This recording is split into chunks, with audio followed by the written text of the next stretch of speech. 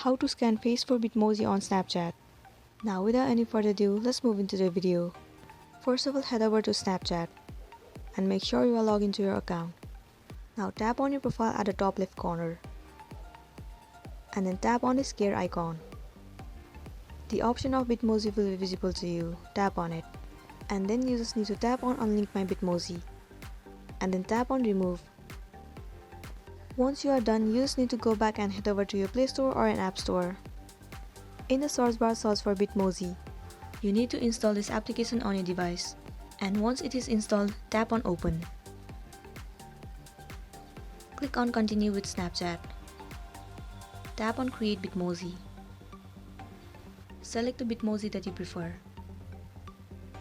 Once you have scanned your face, it will take you to this page.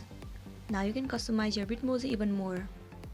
And you can also change the structure of your Bitmoji with all of this feature. After you are done, tap on save at the top right corner. And then tap on yes. Select whichever outfit that you prefer and tap on save. So this is it for today, and this was a tutorial video on how to scan your face for Bitmoji on Snapchat. I really hope this video is gonna help you out. Thank you for watching it till the end.